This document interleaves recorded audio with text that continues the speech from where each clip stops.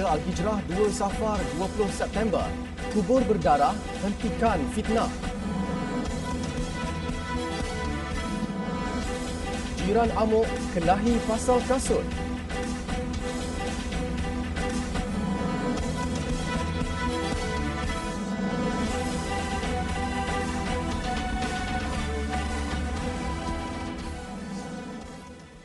Bismillahirrahmanirrahim. Assalamualaikum warahmatullahi wabarakatuh. Berita Al-Hijrah malam ini bersama saya Al-Muhsin Muhammad Noor. Imam Masjid Al-Irfan, Derga Abdul Hadi Awang, 55 tahun, merayu kepada orang awam menghentikan penyebaran video kubur berdarah. Menurutnya, beliau dan jemaah masjid terkilan dengan penyebaran berita itu di laman sosial Facebook kerana boleh mengundang pelbagai andaian dan mengaibkan jenazah berkenaan. Dia juga berharap keluarga arwah bersabar dan bertenang kerana ia sudah menjadi kes polis. Katanya arwah merupakan orang yang baik-baik dan suka memberi sumbangan kepada karya masjid. Katanya arwah meninggal dunia ketika berusia 78 tahun akibat sakit tua dan dikebumikan 3 minggu lalu.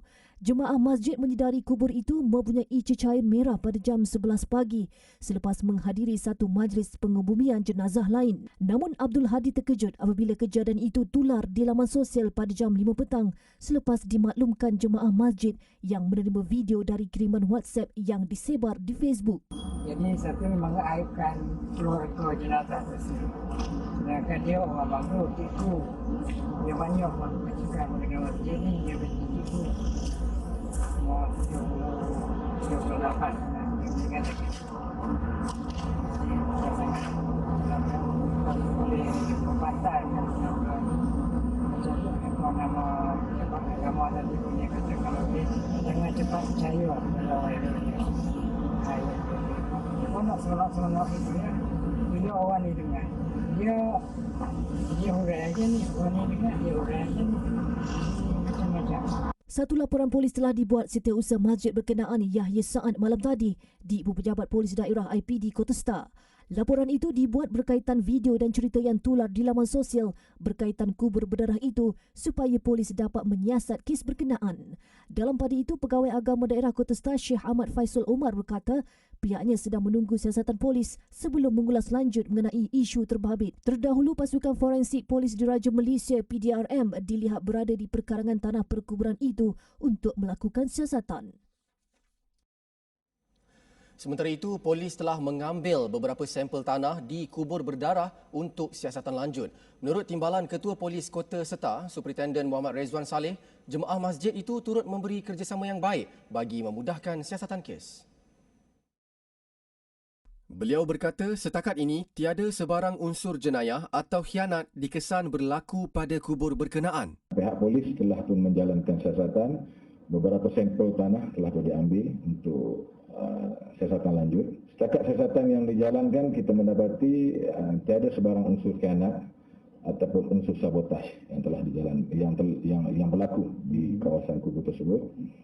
Dan pihak pengurusan masjid juga memberikan kerjasama yang terbaik kepada pihak polis dan untuk pihak polis menjalankan siasatan. Katanya polis telah menerima laporan daripada jemaah Masjid Al-Irfan Derga berhubung kes video ditular di laman sosial Facebook FB berkaitan kubur berdarah. Kubur itu dikatakan mengeluarkan cecair berwarna merah seakan darah sehingga menimbulkan kebimbangan warganet. Berikutan itu, Unit Forensik Polis Diraja Malaysia PDRM melakukan siasatan di tanah perkuburan.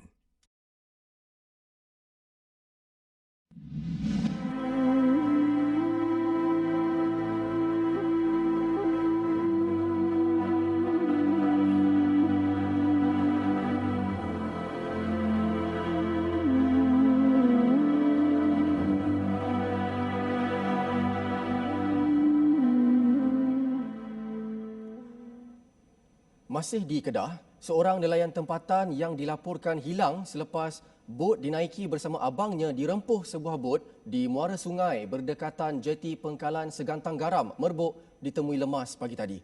Mayat Zulkifli Muhammad, 52, ditemui jam 8.10 pagi kira-kira 2 km dari tempat mangsa dipercayai terjatuh oleh sebuah bot nelayan tempatan yang turut melakukan pencarian.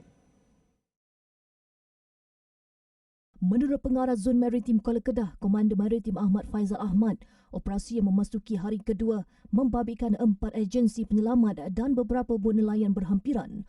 Operasi membabitkan 32 anggota dan pegawai serta lebih 60 nelayan tempatan yang membantu dalam pencarian. Mayat mangsa kemudiannya diserahkan kepada pihak polis untuk dihantar ke Hospital Sultanah Bahiyah Alusta untuk tindakan lanjut. Dalam kejadian 18 September lalu, mangsa Zulkifli Muhammad dilaporkan hilang setelah bot yang dinaiki bersama abangnya dirempuh sebuah bot. Mangsa dipercayai terjatuh ke dalam laut ketika rempuhan berlaku. Sementara itu, hasrat anak sulung mangsa untuk bertemu ayahnya tidak kesampaian. Dia yang tinggal di Mergong hanya sempat menatap wajah kesayangan yang telah kaku. Menurut Muhammad Haris Zulkifli, 27 tahun, beberapa hari sebelum kejadian, dia ada menghantar WhatsApp pada ayahnya supaya jangan turun ke laut kerana cuaca tidak menentu ketika ini. Tetapi ayahnya tetap bertegas ke laut untuk mencari rezeki. Muhammad Haris berkata dia memang tergerak hati untuk pulang dan bertemu ayahnya sejak Hari Raya Aidiladha lalu. Namun dia sibuk dengan kerja dan tidak dapat bertemu ayahnya yang menetap di Merbuk. Tak dapat apa-apa, cuma saya nak pi jumpa dia. Sangat dengan bini saya, anak saya semua nak pi jumpa lah. Dulu aku nak jumpa. Macam mari dulu saya dah sembang dengan bini saya. Kata nak pi. Lepas tu dengar berita ini malam dia diguni pula dah. Dia pulang. Dia duduk mana? Katanya walaupun sepanjang pencarian, dia berharap supaya bapanya ditemui selamat. Namun dia reda apabila jasad bapanya ditemui hari ini. Di Terengganu, suami isteri menanggung kesakitan selepas dipukul menggunakan batu bata dan ditumbuk dalam kejadian di Kampung Padang Kubu, Cukai. Kejadian dipercayai berlaku apabila suami isteri itu ke rumah jiran mereka yang bekerja sebagai pengawal keselamatan untuk bertanyakan mengenai kehilangan kasut mereka pada 12.15 tengah hari semalam. Dipercayai ketika kejadian, lelaki berusia 35 tahun yang sedang berehat di rumah didatangi pasangan berkenaan yang bertanya tempat anaknya meletakkan kasut mereka. Katanya suspek yang tidak berpuas hati dengan pertanyaan itu berikutan seolah-olah menuduh anaknya mencuri, menghampiri mangsa lelaki berusia 27 tahun lalu menumbuk mukanya beberapa kali. Suspek yang masih tidak berpuas hati mengambil batu bata lalu memukul belakang kepala dan leher mangsa sehingga batu bata itu pecah. Isteri mangsa yang berada di tempat kejadian cuba menghalang perbuatan suspek, namun dia turut dipukul di tangan menggunakan batu bata pecah itu. Suspek berterusan memukul pasangan itu sehingga mereka cedera di kepala dan leher sebelum membuat laporan di Balai Polis Air Putih untuk tindakan lanjut. Suspek ditahan untuk siasatan mengikut Seksyen 324 Kanun Keseksaan kerana dengan sengaja mendatangkan kecederaan menggunakan senjata atau lain-lain benda berbahaya.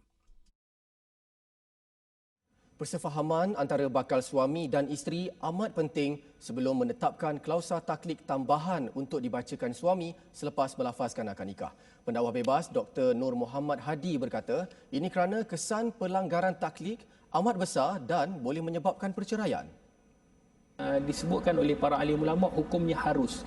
Maksudnya boleh kita melafazkan sesuatu taklik, cuma kita kena melihat kesan daripada lafaz yang kita sebutkan. Boleh jadi ada syarat-syarat kata tidak boleh suami menghalang si isteri untuk bekerja. Boleh jadi waktu sekarang iya, tetapi mungkin masa yang akan datang kita tidak tahu apa situasi yang berlaku dan menyebabkan keadaan itu akan menjadi bertambah parah dan sulit kerana taklik yang telah dilafazkan daripada awal. Tambahnya, walaupun hukumnya harus, namun klausa taklik tambahan akan menyulitkan keadaan sekiranya berlaku situasi yang tidak dijangka pada masa akan datang. Lebih-lebih lagi dengan cabaran hidup daripada pelbagai aspek. Ini kerana mazhab Imam Asy-Syafi'i menetapkan bahawa lafaz taklik adalah kekal dan tidak boleh ditarik balik. Justru katanya klausa taklik tidak boleh ditambah dengan sewenang-wenangnya tanpa memikirkan kesan jangka masa panjang dalam sesebuah perkahwinan.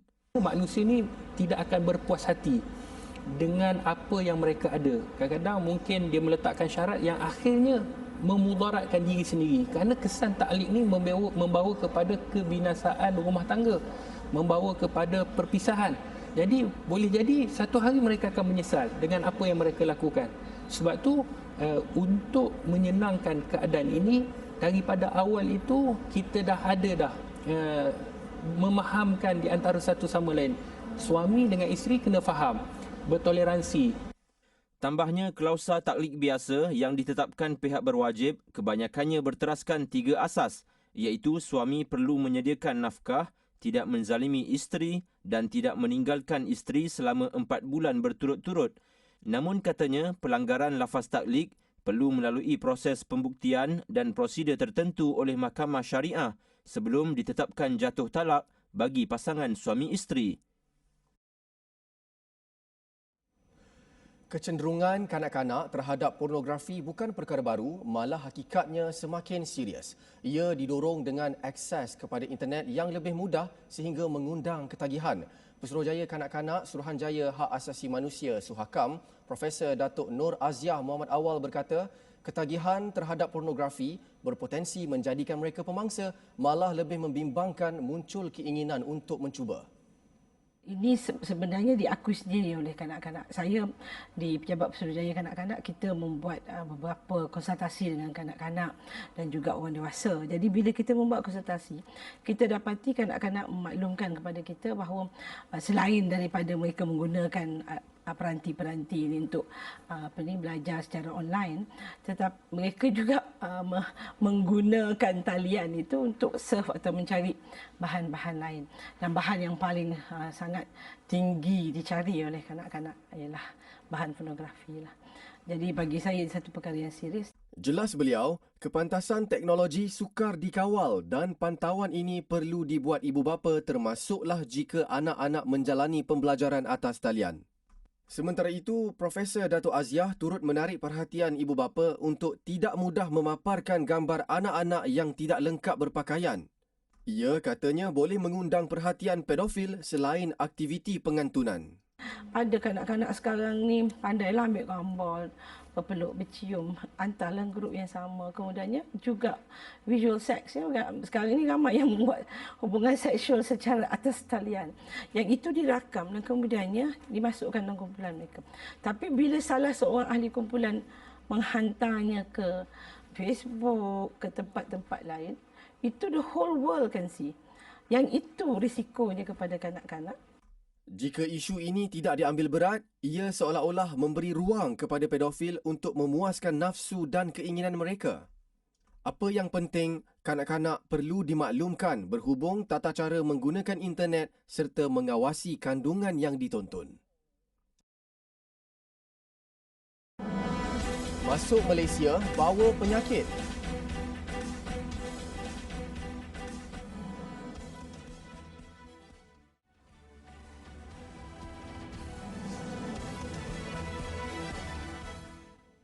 Alhamdulillah bertemu lagi.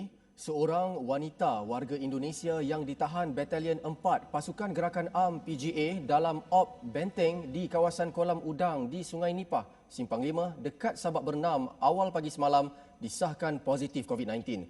Pegawai Pemerintah Batalion 4 PGA Superintendent Zul Effendi Hassan berkata, wanita berusia 45 tahun itu disahkan positif ketika menjalani ujian saringan di Hospital Tengku Ampuan Jemaah HTAJ. Wanita terbabit yang juga beratang asing tanpa izin parti ditahan pada 3 pagi Sabtu kemudian dimasukkan ke HTAJ. Pihaknya sebelum itu menahan wanita berkenaan bersama 26 parti lain termasuk seorang kanak-kanak. Semua yang ditahan membabitkan 12 lelaki dan 12 wanita warga Indonesia serta 2 lelaki warga Bangladesh yang berusia 21 hingga 45 tahun. Siasatan mendapati semua parti memasuki negara ini melalui jalan laut dengan menggunakan tongkang dan kemudian dilepaskan ke pesisir pantai tanpa dokumen perjalanan yang sah. Katanya tangkapan dibawa ke Balai Polis Sungai Besar untuk tindakan lanjut mengikut Akta Immigration 1963. Tinggal 10 hari sahaja lagi sebelum moratorium bersasar ditamatkan. Adakah orang ramai sudah bersedia? Siang tadi, kru Berita Al-Hijrah menemui beberapa orang awam di sekitar ibu negara dan rata-ratanya berpendapat sudah bersedia untuk membayar balik kepada bank masing-masing.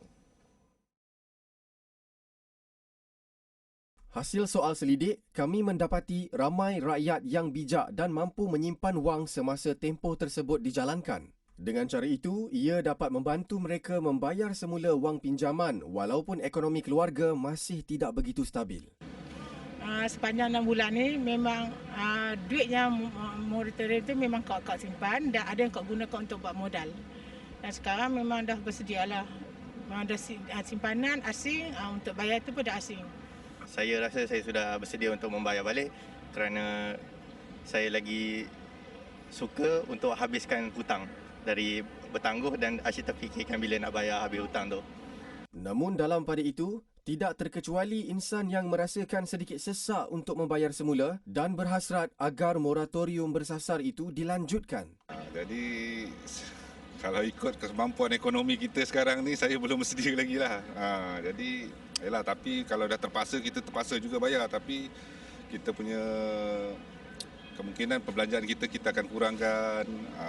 Lagi perbelanjaan lain-lain lah semua kita terpaksa kurangkan lah. Saya ada hubungi bank semula tapi disebabkan yalah, dah komitmen saya tengok daripada situ atas saya mampu bayar. Jadi dia kata saya kena bayar juga. Jadi saya terpaksa bayar jugalah walaupun kekangan ekonomi sekarang ni. Belum lagi. Sebab masa sekarang ni pun kerja belum stabil lagi. Kerja belum stabil lagi. So minta kerajaan buat penangguhan lebih baiklah. Kepada yang mempunyai masalah pembayaran semula kepada pihak bank, anda disarankan untuk menghubungi bank pinjaman masing-masing supaya mereka dapat membantu memberi solusi yang terbaik. Berada dalam kawasan luar bandar tidak bermakna akses pendidikan perlu dipinggirkan. Tiada siapa boleh tertinggal di belakang, khususnya generasi muda. Menyedari keperluan itu, aspek pendidikan menjadi antara salah satu fokus kempen Pilihan Raya Negeri Sabah kali ini.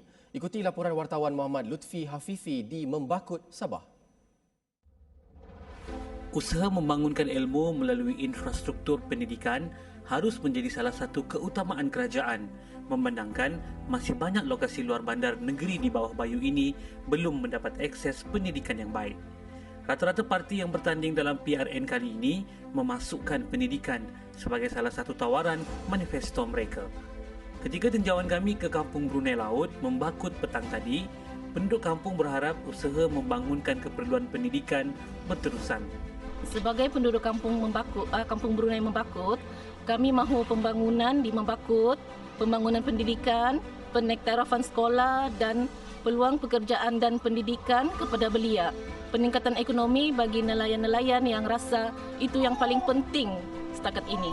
Bagi calon Perikatan Nasional N31 Membakut, Datuk Muhammad Arifin Muhammad Arif, membangunkan kemudahan pendidikan merupakan perjuangan utama beliau pada kali ini.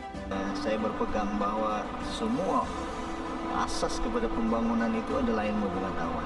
Membangun ekonomi dengan ilmu, membangun keluarga dengan ilmu, membangun masyarakat dengan ilmu, membangun umat dengan ilmu.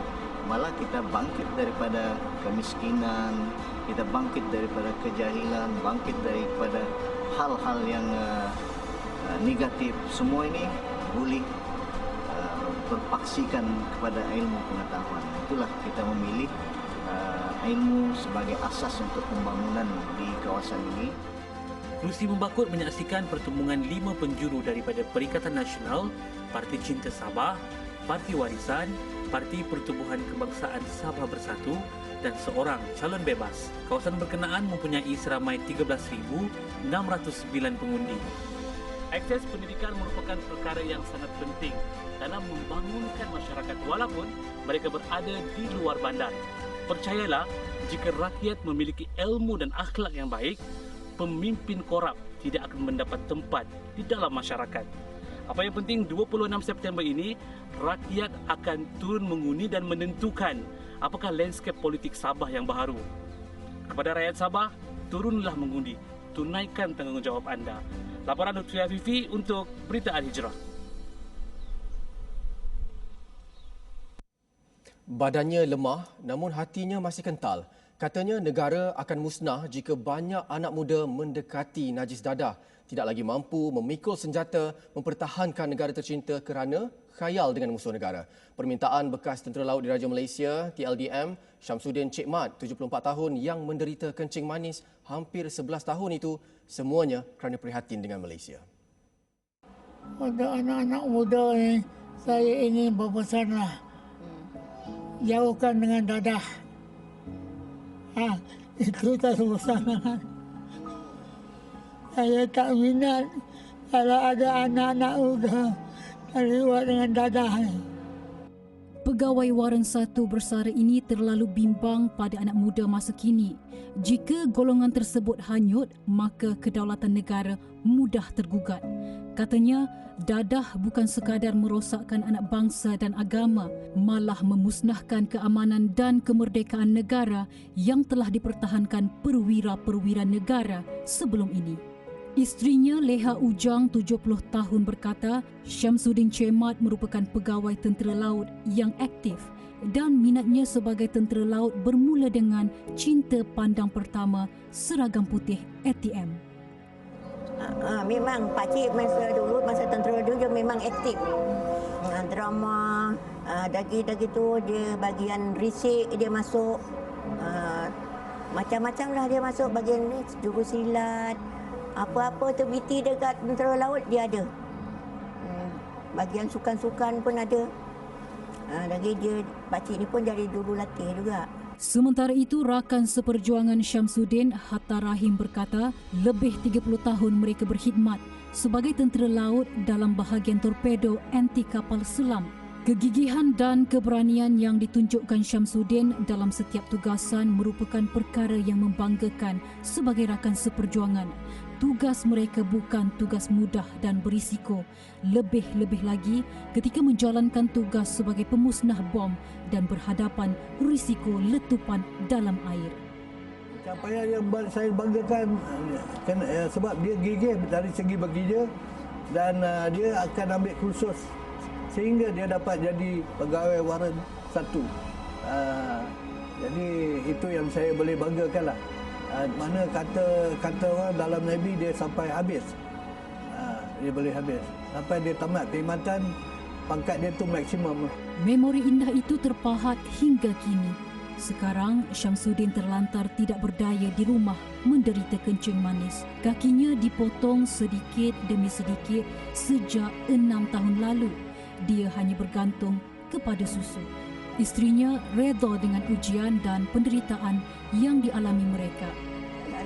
Ini makcik redha. Itu satu ujian Allah bagi pada makcik kan. Mungkin satu hari besok kok syurga kau yang menanti makcik, mana kita tahu kan. Kalau dia mandi ke makcik angkat dengan 3 orang dengan anak ni, tak ke bawah ni.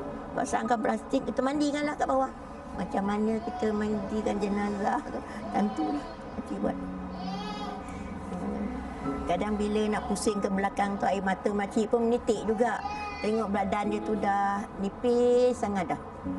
Anak-anak dan sahabat baik merupakan sumber kekuatannya untuk terus menerima dan menjaga suaminya yang bukan sahaja wira buat mereka sekeluarga, tetapi juga wira buat seluruh rakyat Malaysia. Sudah 63 tahun negara mengecap kemerdekaan, hargailah pengorbanan yang telah dilakukan oleh perwira negara, menyumbanglah ke tabung pahlawan Angkatan Tentera Malaysia sekarang. Ketika itu, aku hidup dalam dunia yang penuh dengan darah. Tapi, hatiku masih di sini, di tanah kelahiranku, yang takkan pernah lelah aku pertahankan.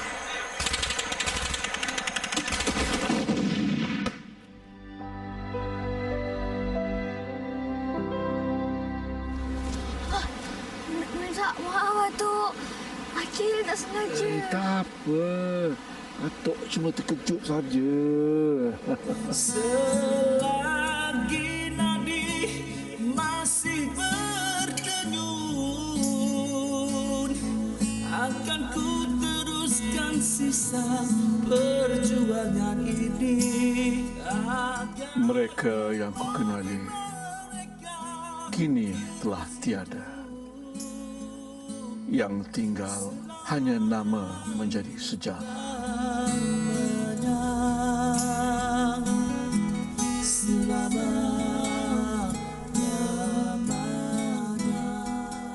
Mereka layak diberi penghormatan atas segala pengorbanan yang telah dilakukan. Bantulah mereka dengan menyumbang ke tabung pahlawan. Sumbangan boleh disalurkan ke akaun Maybank yang tertera di bawah.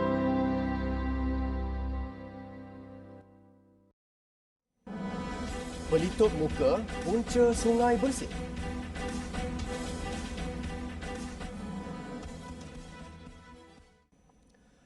Alhamdulillah bertemu lagi. 2 sukarelawan di United Kingdom mengalami penyakit neurologi serius selepas menjalani ujian klinikal vaksin COVID-19. Susulan kejadian itu, percubaan vaksin oleh AstraZeneca terpaksa dihentikan buat kali kedua selepas ujian terakhir dihentikan awal bulan ini.